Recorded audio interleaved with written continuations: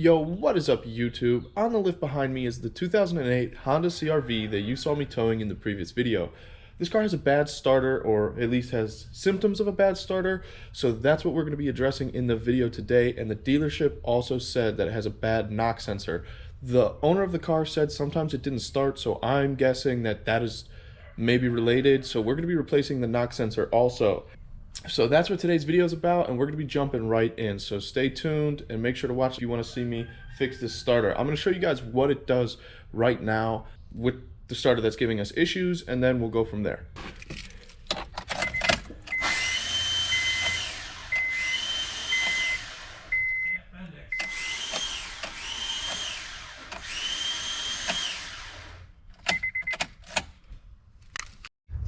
Something that you absolutely have to do while removing the starter, or pretty much a lot of jobs on cars, is disconnect this battery. You could short something out and cause extreme electrical problems, and you could get hurt. So I always suggest disconnect the battery before any job that you decide to do on these kind of cars, or any kind of work you're doing with the cars. Please disconnect your battery. So when you go to disconnect your battery, really quick and simple, you loosen up this nut, whatever size. It could be a 5/16, 8mm, 10mm. In this case, I just grabbed a adjustable spanner, formerly known crescent wrench, whatever you want to call it. Loosen this up a little bit, and then remove the negative cable. That's how I prefer to do it. I always remove the negative first. You know the ground's off, there's no more connection, and then I like to just tuck it away anywhere, and we're set. That's good. We don't have to worry about it anymore for this work. Overall, the job's not extremely difficult, but it's definitely not an easy job. The first thing you have to do is remove this kick plate here, or whatever you want to call it, dust shield, skid shield, whatever. It's down there. It's got a couple of push pins here, two 10mm or 12mm. I think I had to replace them because they were gone from the previous owner before the people I know bought this car. In the wheel well, there's two of these little push clips that hold that skid plate on, and then you have access to underneath, and the starter is literally jammed in here. And I'm going to show you guys really quickly. Here is the starter, and you've got a 17mm here, but on the exact opposite side, in between the engine and the starter, is a 14mm bolt. It's incredibly tough to get to, and I'll show you guys the exact wrench setup that I used. But once you break it free, you're able to sneak your hand in there with the socket and just slowly finger loosen it until it's completely out. The way the starter sits, I'll try and explain it right here on this bench. So the starter sits in like so, okay? And you can see, and I'll show you on the video, but you could see this 17mm with ease. It's very tight. It's not easy to get out. And when the first time you break it loose, it's extremely tight.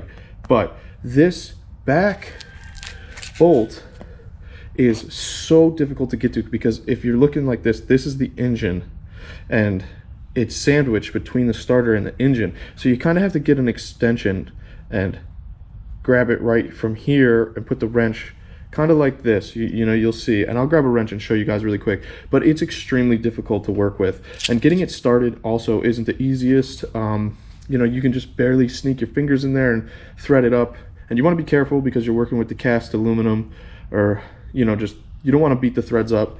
It just would be a super big issue, because you can't work back there. It's nearly impossible. So you got to be cautious when you're doing this job.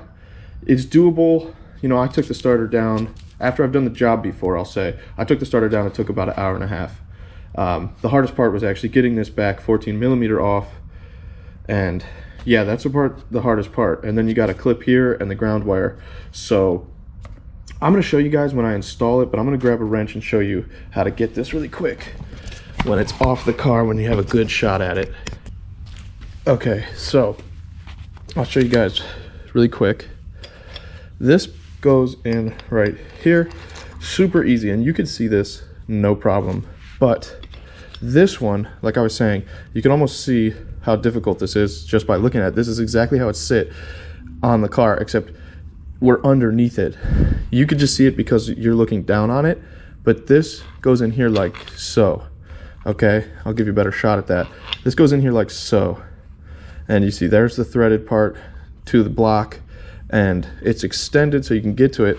How I did it on the car was I had this deep 14 millimeter deep, and you could just see here, and the only reason I'm elaborating on this is because this is the hardest part of the entire job, I would say.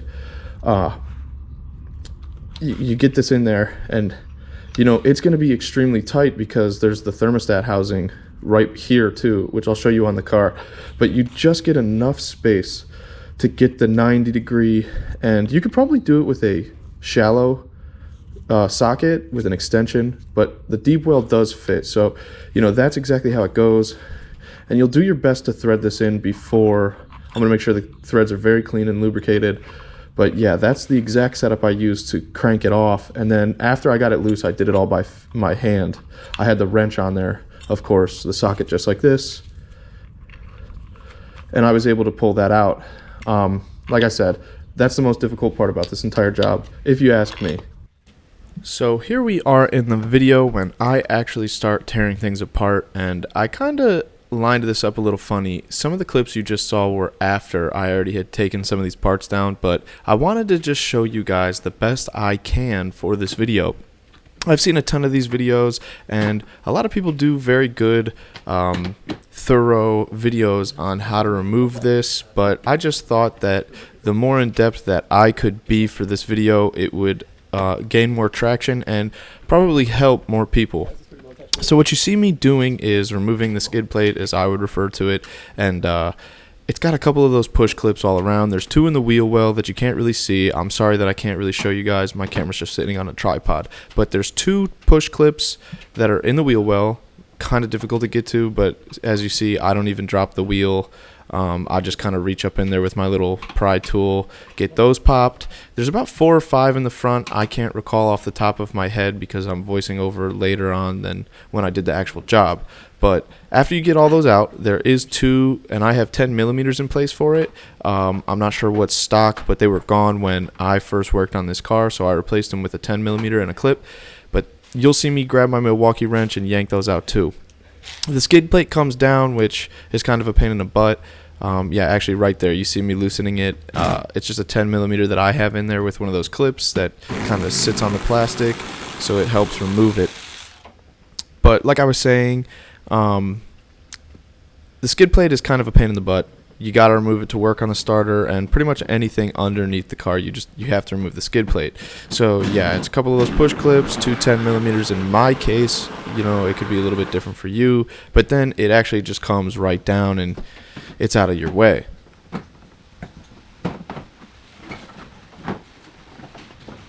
And voila, I think that later on I actually pull it all the way down.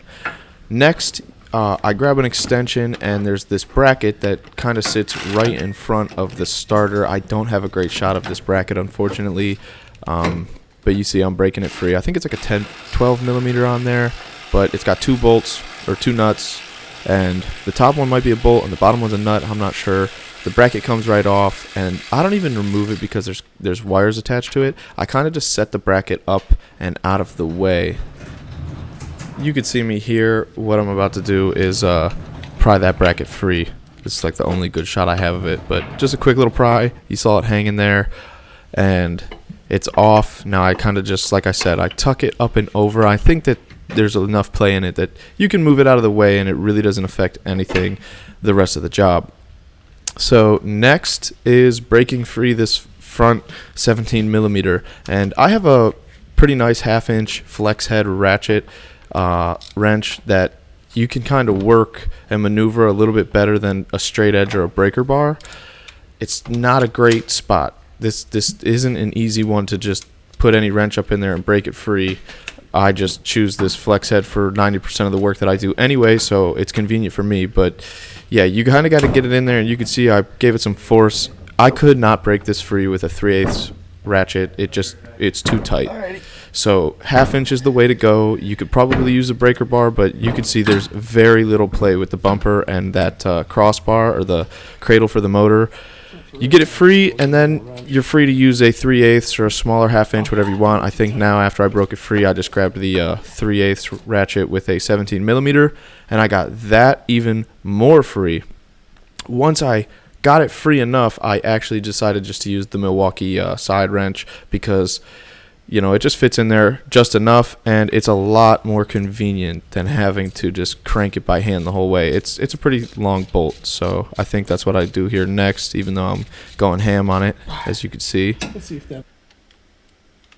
Here it is, the Milwaukee. This is a great tool. If you don't have one and you do a lot of car work, I would totally suggest getting one of these. It has a decent bit of torque, and look, it fits right in there, and it's doing all the work for me. And there was still a ton of threading left.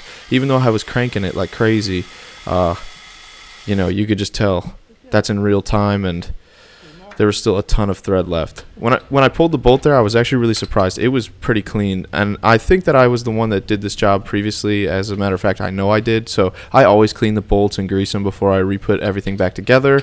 That's just a suggestion that I do. It helps with reassembling and disassembling if you have to in the future.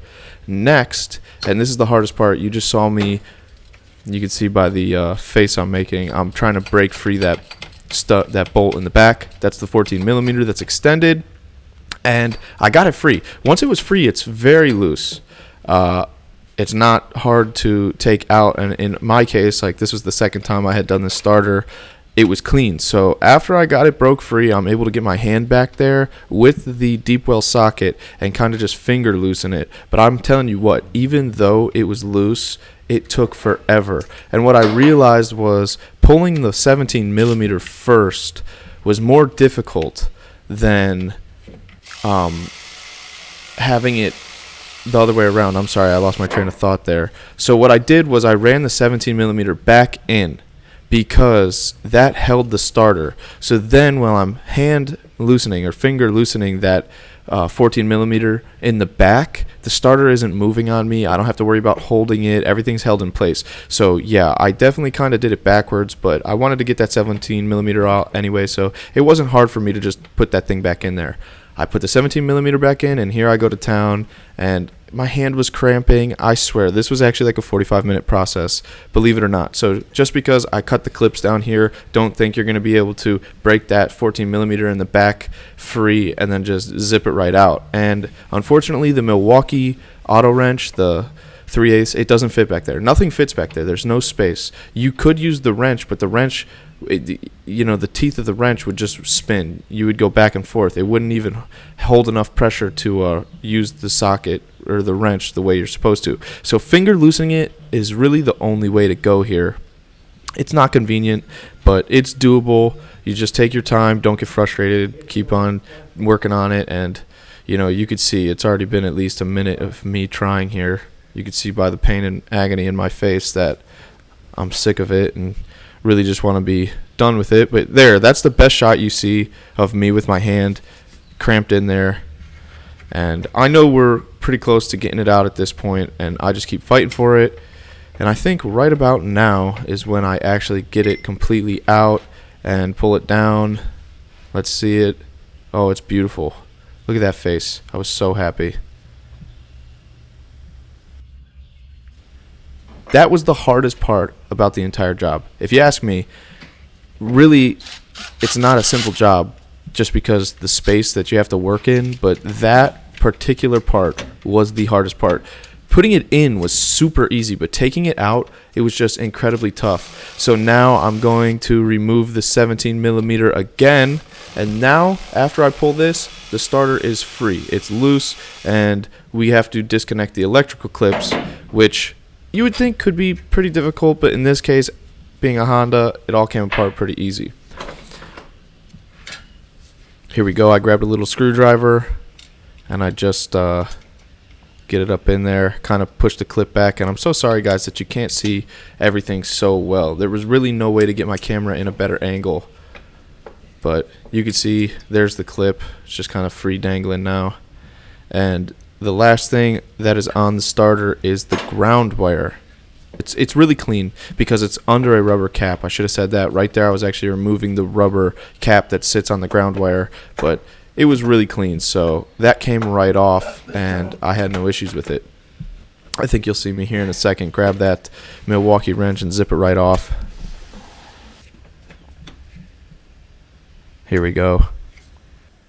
It takes some maneuvering to be able to get that Milwaukee in there. You could do it with any kind of wrench you want. I just am lazy recently, and anytime I can use that Milwaukee, I do.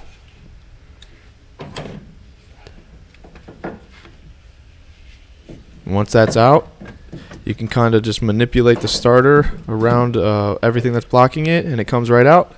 And here we go. We've got a starter. It really took me about an hour total, hour and a half. The most of the time was finger loosening that 14 millimeter. So now we're just taking a good look, inspection on the starter, seeing if anything's broken, cracked. It's only about a year and a half old. It looks pretty beat up for just that age. But what I do here is I kind of just jump the starter. There's a few ways you can do this. Honda's a little different. Usually when there's 2 posts, you kind of got to jump the 2 posts.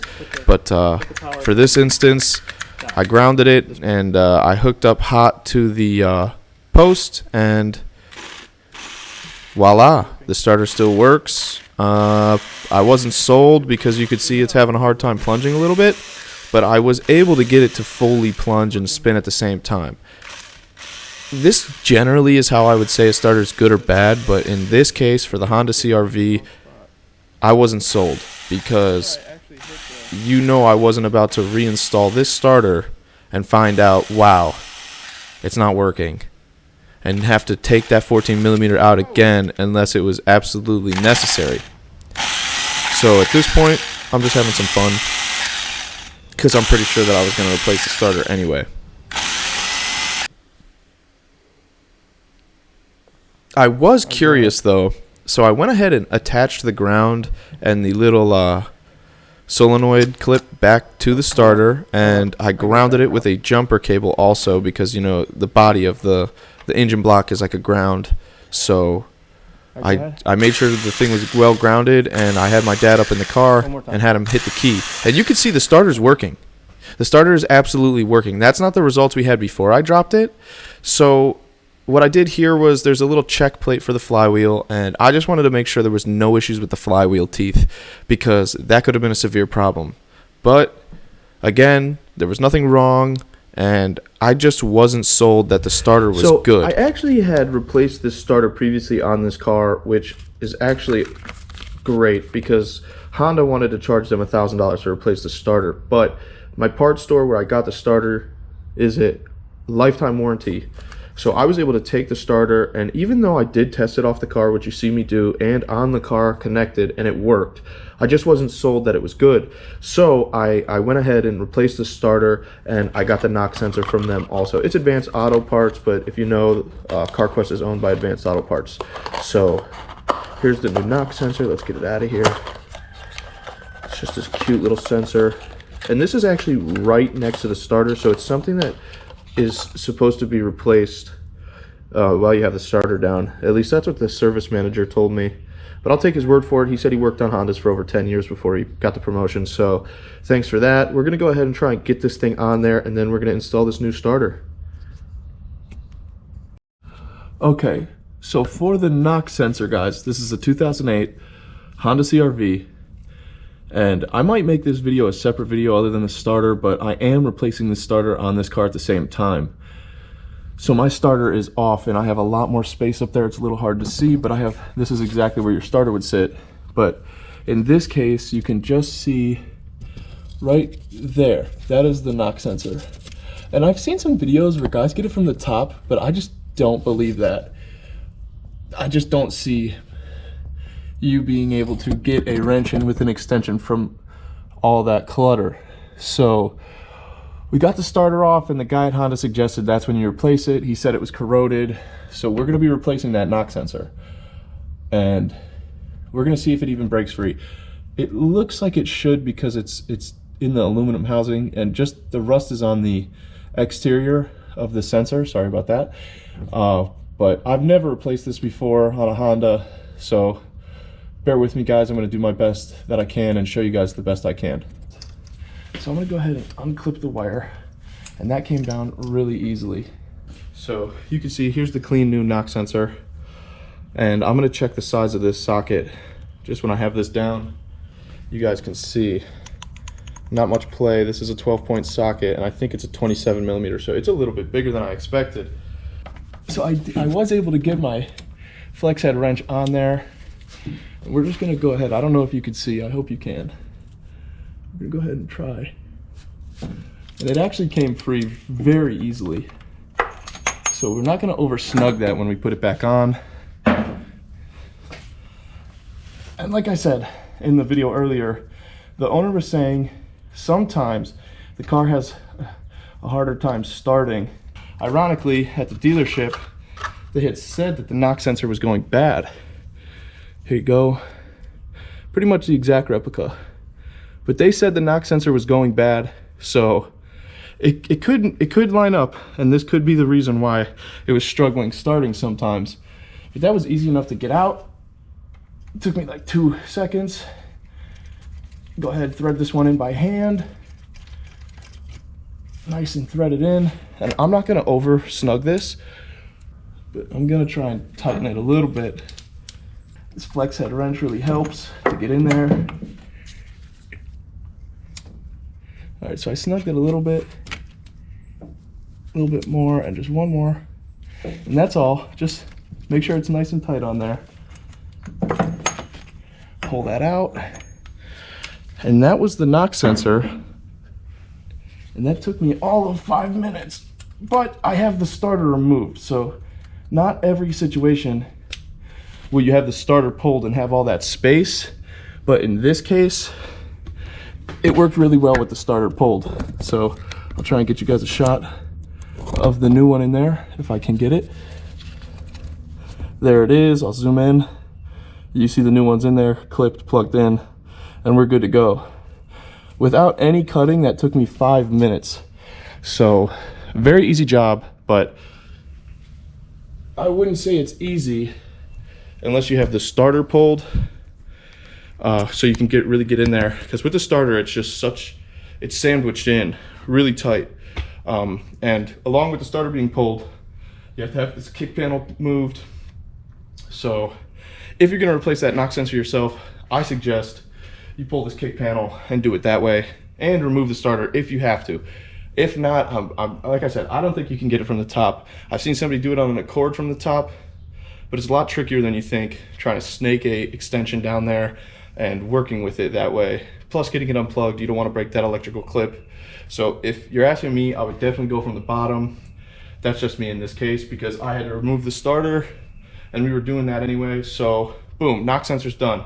Now we're gonna go ahead and move to the starter. So if you guys are watching still, make sure to give me a thumbs up, subscribe to the channel. We have some seriously exciting videos. I know I've said it enough, but I've got an awesome project car being lined up. We're doing a big collab with an awesome YouTube channel, and I'm so excited about that. So make sure to subscribe so you can see all that play out. And thanks for watching, guys. Make sure to leave me a comment in the section below if you have any questions about this job, the knock sensor, the starter, or anything in general about this CRV. Thanks again for watching, and we're going to be installing this starter now. Okay, so the first thing I'm going to do is get the wires all attached, and then I'll be installing the bolts, which is the hard part, but you got to do it. So I'm going to feed this thing in here the same way it came out. There's this little drain for the radiator. I went in front of that drain, and it kind of goes right in, which is pretty good. Okay, then I'm gonna set it down so I can get these, it's not gonna go anywhere. Get these wires exposed. This is a little bit of a tricky part, getting this wire lined up. It's a thick wire. Okay, so we got it. Kind of move the starter. Don't try and move the wire. Move the starter. It lines up much easier then. It's a 12 millimeter for the ground on the starter. I always get them finger tightened before I wrench it down. And for this case, my auto wrench worked great. My Milwaukee fits up in there, and it's just a little easier.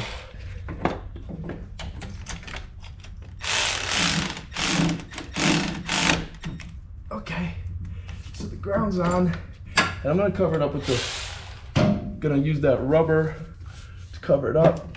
Make sure that it's not getting any moisture, or nothing else can come to contact with it. You don't want to short anything out.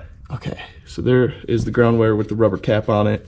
Make sure that's back on there. You don't want that touching anything because you could short a lot of stuff out. Okay, you can see the new starter's just sitting in there all nice and tucked. Okay, and then you got this other little wire that goes on here, and both of these need to be on before you install the starter. This one's a lot easier though, it's just a slide on clip. Okay, so that's on. I can show you guys that too, mine as well. That scared me. Here we go. That's what I was referring to. Just make sure this is on, seated all the way. You could kind of try and tug it to see if it's gonna come off. That's what I did, but I heard it clip, so it's on. This next step is getting it in place.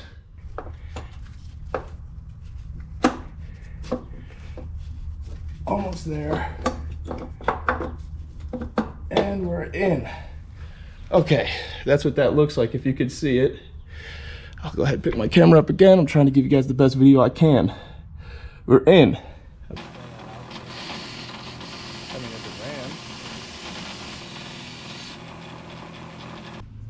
Just a quick wire wheel to clean them up. But this thread is a little beat up here. I'm not worried about it because I've taken it in and out a few times, this job. But this thread right here, if you could see, it's a little mauled. But we're gonna go with this. We're gonna lube it up. That's good. That's good.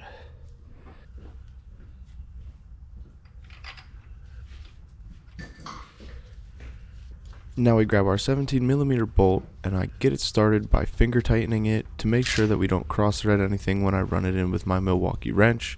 I use the Milwaukee wrench to snug it in and then I torque it down with something a little bit tighter.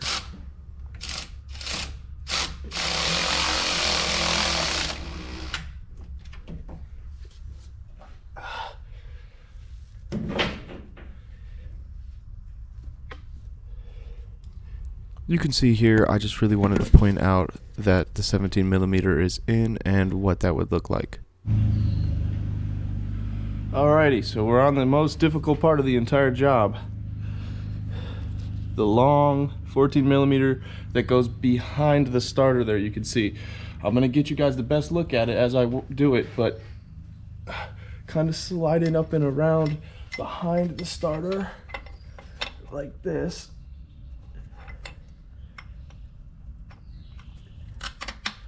And I actually hit the hole the first try, which is amazing. I swear it's in place. Now it's just getting it started and then getting a wrench on it. Wow. And I'm gonna do a bunch of finger tightening before I try the wrench. I just wanna make sure it's on there the right way. I put this first nut in first, or the first bolt first, the 17mm. So it held the starter in place. This way, it's easier for me to guide that 14mm into the correct position without the starter wobbling around on me. Some people say put that in with the starter being loose, but that's so much harder because then the starter's moving and you kind of got to hold it up with your hand and thread it in, which this is going great, by the way. It's threading right in. I'm pretty confident I could probably put the wrench on it now. We're gonna go as far as we can with my hand, and then I'll do the wrench. Okay, it's definitely easier with this left hand here. I'm just flicking my fingers like this to tighten it. Don't let my video deceive you. I actually did this for about 30 minutes before I was able to put the wrench on it and have the teeth grab as I turn the socket. Just because you see me do it here and stop, I kind of cut some of that out of the video because I just didn't want to waste time showing you guys 45 minutes of me finger tightening that bolt. I'm going to try and get the socket on. This part's a little tricky. Socket's on. Okay. You can just see the socket, right? If I could get the light on this spot. Come on. There we go. Right there. Socket.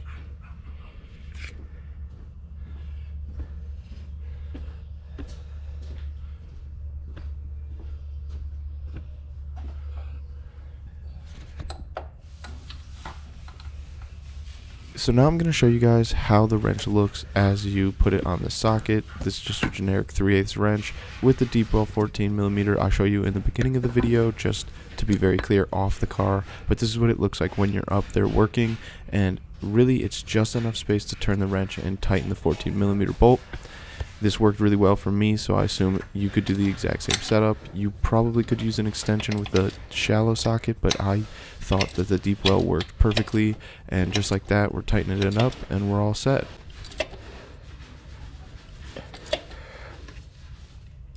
I didn't go crazy over torquing this either. I really just use this 3/8 and get it as tight as I can, and I find that acceptable.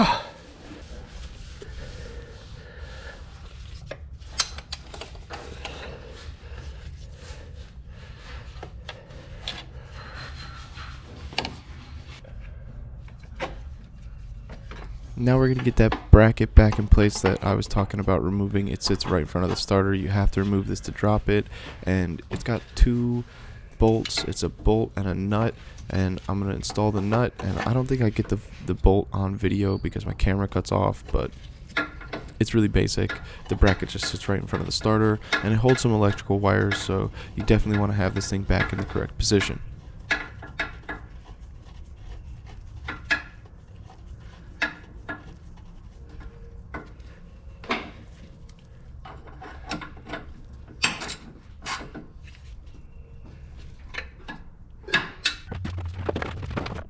The very last thing we need to do is install the skid plate, so I did this on a time warp because it's pretty simple and self-explanatory. You just use the push pins and a couple 10mm, and that holds it all back together. Make sure you get it in the right places, and I show you under the car exactly where the last 2 are that are pretty hidden if you haven't done this job before.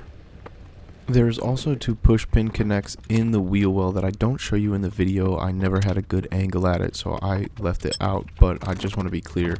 There are 2 in each wheel well side, and you can get them just by turning the wheel and kind of reaching back there, but it shouldn't be too hard.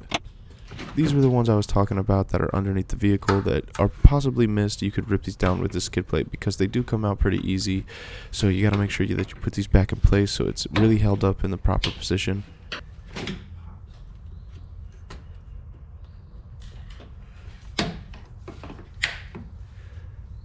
It's finally time to get this car back on the ground, get the battery reconnected, and make sure this thing starts up before I can call the customer and let them know that the car's running.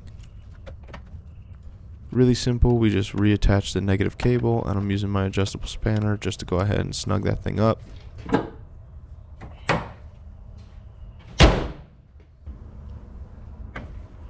And now let's hop in the car and see if this thing's about to start.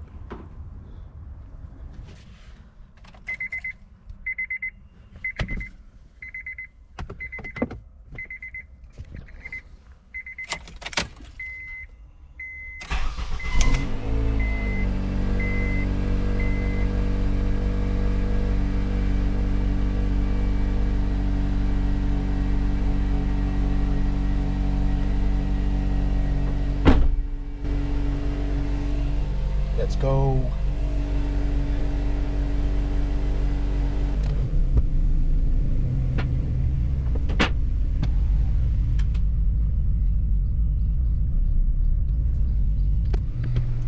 Let's go, guys. First try, and it started immediately. No issues. So I'm not sure if the knock sensor was bad, but the car's been sitting for a day or 2 now. Actually, over the weekend it hasn't started because that's when they took it to the Honda dealership, and we got the new starter in, the new knock sensor in. One crank started right up, and it started really strong, so I'm super thrilled about that. So I'm going to tell you, this one is a job well done. I'm going to go ahead and call the customer, and I'm sure they're going to be super thrilled about the fact that the car starts. And like I said, at Honda they wanted to charge $1,000, which was crazy, and they left the window open. The car's soaked. This was a really job well done, and I'm excited to be able to give them back their car. And I'm gonna do a couple more things. I gotta put a couple more of those push clips in for the skid plate, and this one's gonna be a wrap. So thank you so much for watching, guys. Really successful video. Make sure to give me a thumbs up, leave a comment in the section below if you have any questions, and definitely subscribe to my channel. I'd really love that. I'll catch you guys in the next video. Peace out.